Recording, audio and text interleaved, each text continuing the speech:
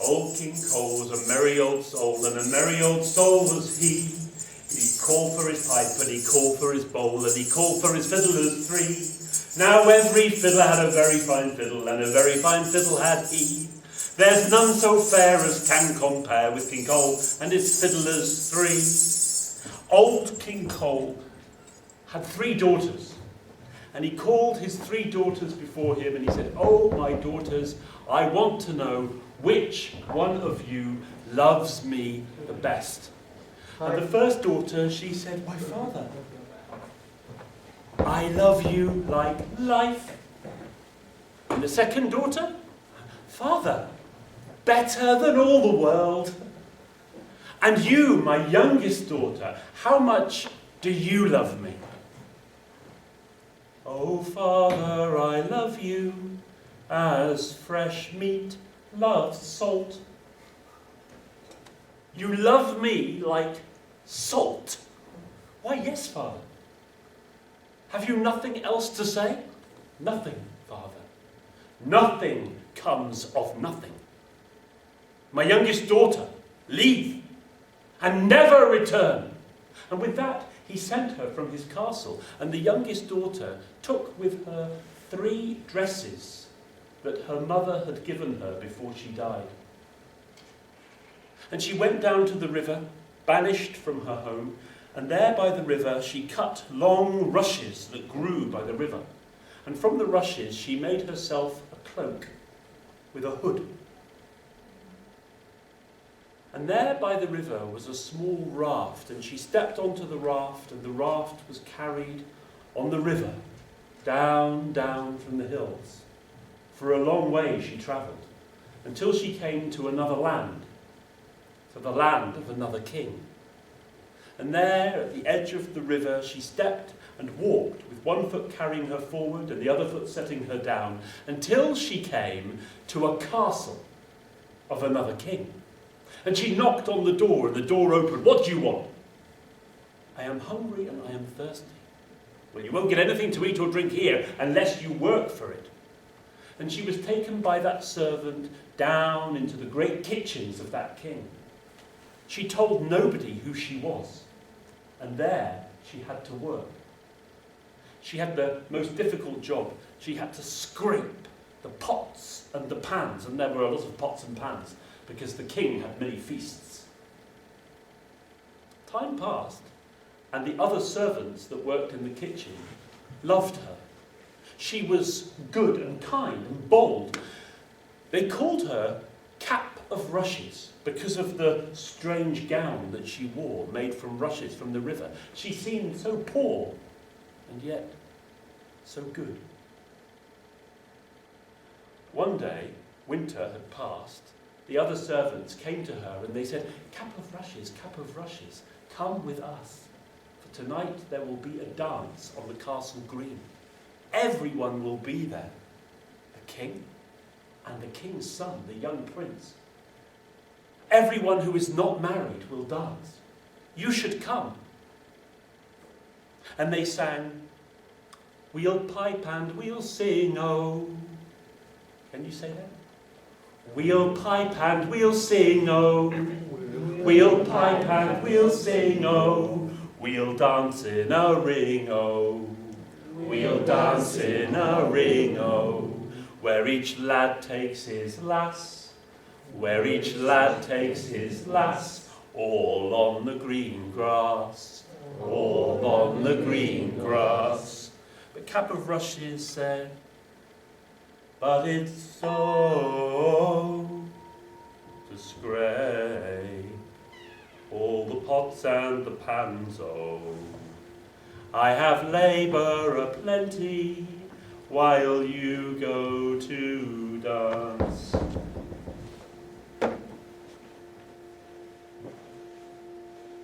And the other servants, they went out to dance on the castle green, leaving Cap of Rushes alone in the kitchen.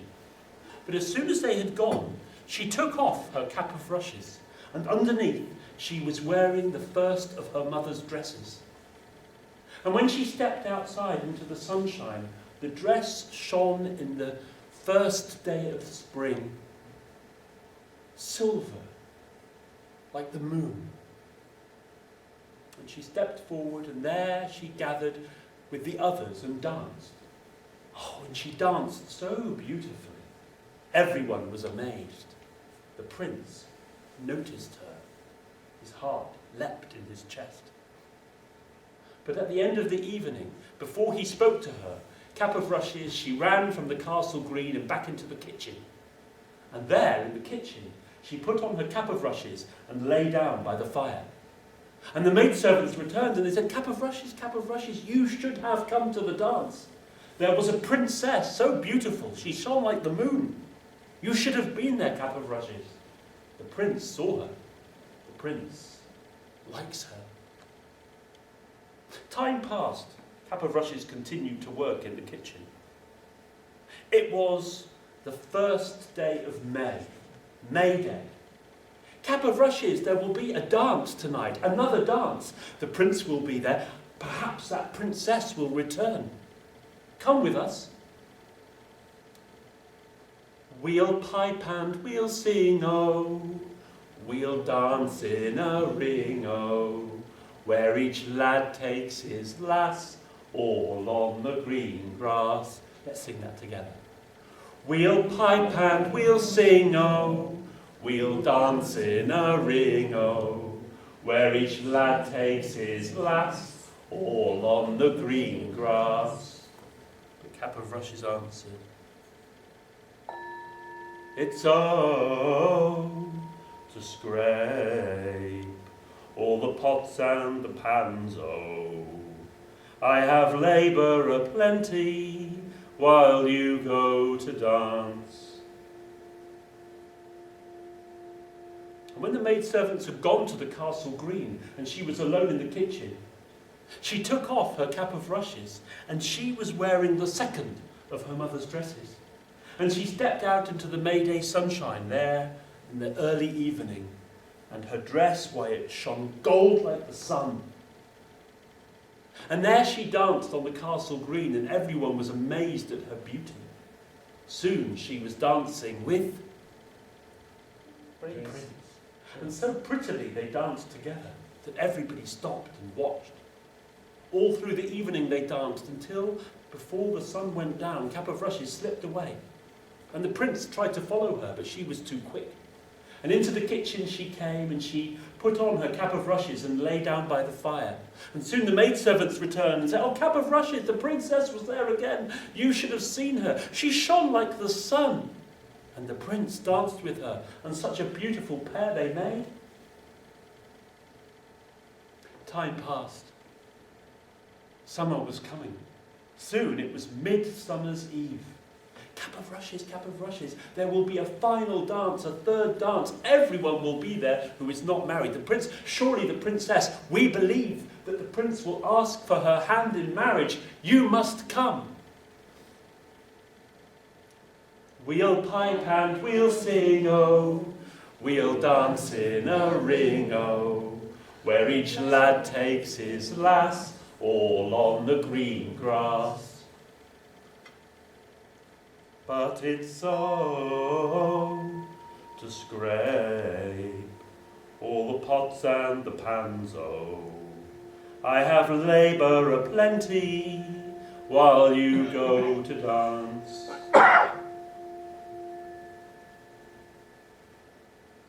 But as soon as they had gone onto the castle green, she took off her cap of rushes, and there she was, wearing the last of her mother's dresses, more beautiful than the first two. Why, it shone all the colours of the world as she stepped onto the castle green. And there she danced with the prince, and everybody danced around them. And the prince produced a ring at the end of the evening, and he put the ring on her finger. But as soon as he had given her the ring, before he could speak, she had slipped away and back to the kitchens. And although he followed her, he could not find her. And there she put on her cap of rushes, and she lay by the fire. Oh, Cap of Rushes, the prince gave her a ring. The princess, she shone all the colours of the world. You should have seen her. You should have seen her. The next morning, the prince went looking for that princess. Far and wide he searched. This would be his bride. He travelled the land everywhere looking for the maiden to whom he had given the ring. Could he find her? No. He returned finally to the castle, empty-handed, heart broken. He stepped up to his chamber in the top of the castle turret, and there he took to his bed and fell sick. People began to talk in the kitchens. The prince does not open his eyes. The prince will surely die. The prince will die, said Cap of Rushes. Cook, let me make a soup for the prince. What said the cook? But you're a kitchen maid. What do you know of cooking? Let me. And because the cook loved her, she allowed her. And there she prepared a soup with the finest herbs from the castle forest. And when the soup was ready, even the cook could not believe how beautifully it smelled. And the cook gave the soup to the serving maid, and the serving maid went up the steps to the top of the castle turret, and there to the prince's chamber. And the prince was pale and seemed like death. But she took a spoon of the soup and put it to the lips of the prince, and a drop passed his lips.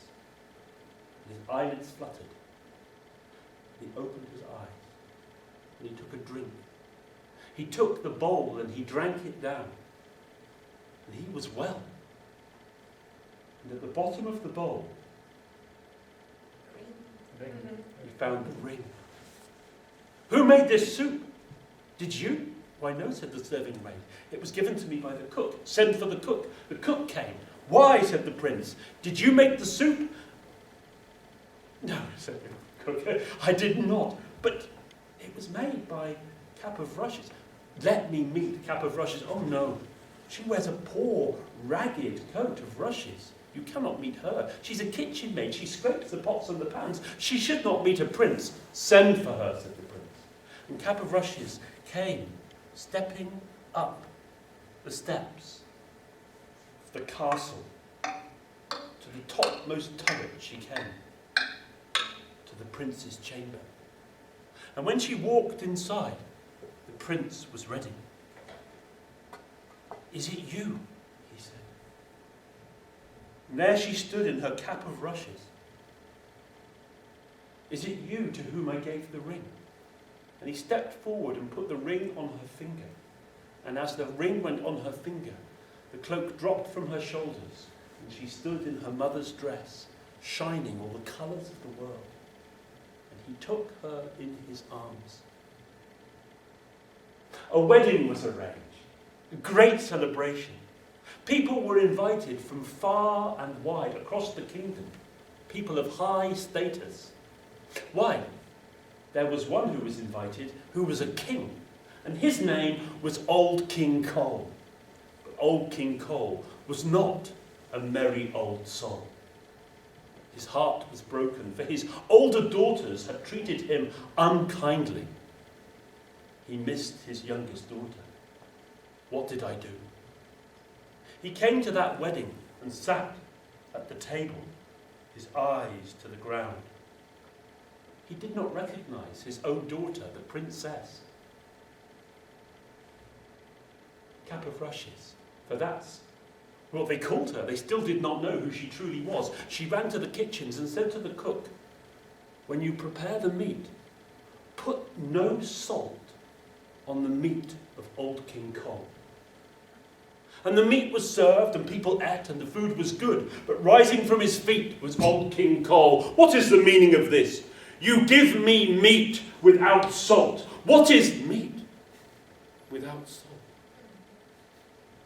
I had a daughter. And at that moment, she stood on the other side of the table. Oh, Father, I love you, like fresh meat loves salt. And he knew her. And he embraced. And when everybody found out that this truly was a princess that the prince was marrying, the daughter of Old King Cole, why, a celebration there was like no other. People celebrated for 7 days and 7 nights. And each night was greater than the night before. Those who could dance, danced. Those who could play music, played music. Those who could sing, sang. Those who could not play music or dance or sing, why, they told stories. I know, because I was one of the storytellers. Old King Cole was a merry old soul, and a merry old soul was he. He called for his pipe, and he called for his bowl, and he called for his fiddlers three. Now every fiddler had a very fine fiddle, and a very fine fiddle had he. There's none so fair as can compare with King Cole and his fiddlers three.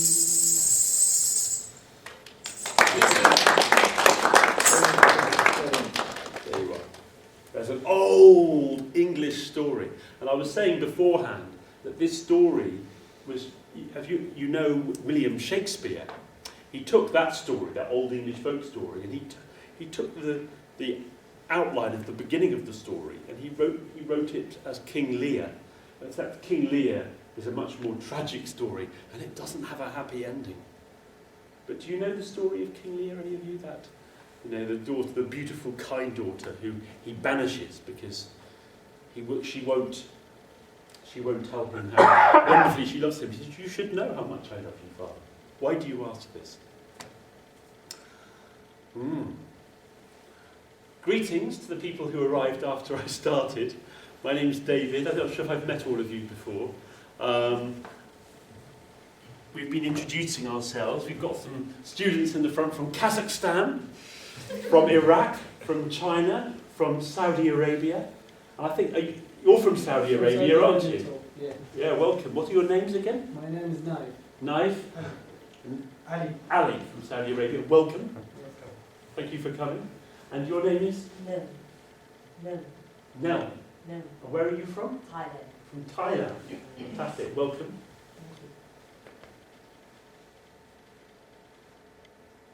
Here we are. Thailand.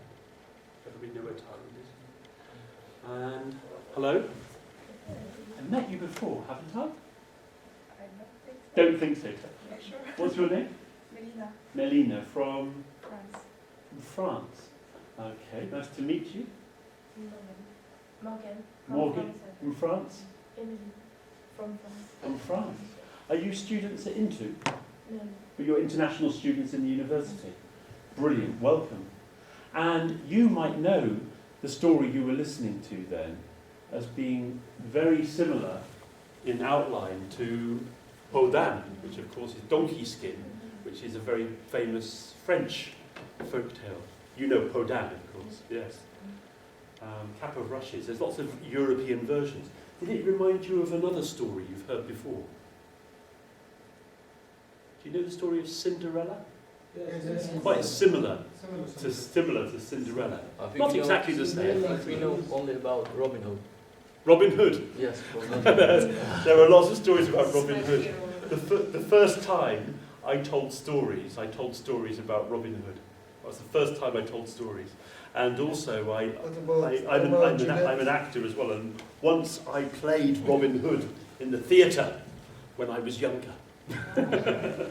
So yes, Robin Hood's very famous. So what were you saying? What about Romeo and Juliet? Oh, Romeo and Juliet. Yeah. Yes. Well, Shakespeare also took an old story for Romeo and Juliet. I mean, shall I tell you that story? No, I know. I wrote the story. You read Romeo and Yeah, Juliet. in English. Did you know that Romeo and Juliet is based on, again, a very even older story that was written down by Ovid in one of the Roman poets in Metamorphoses. He wrote, it's a story of Pyramus and Thisbe. Do you know the story of Pyramus and Thisbe? And this was written down maybe, I don't know, about 2,000 years ago. 2,000 years ago. And Shakespeare took Pyramus and Thisbe, and again he turned that into Romeo and Juliet. Tell you what, I will tell you that story. It's an old Roman story of Pyramus and Thisbe. And after that, I'll open the floor, because this evening isn't about me telling stories all evening, it's about sharing our our cultures and our stories and our songs. So I'll tell my story of Pyramus and Thisbe, and then one of you can either tell a story in English, sing a song in your language, or give us a poem in your language, or something else from your culture. So while you're thinking, can I just ask you to turn and talk to somebody from a different country, ask their name and where they're from, and ask them, what can you do this evening to tell us about your culture? What could you do? Go on, ask somebody. Ask somebody that you don't know very well. So turn around and ask somebody behind you.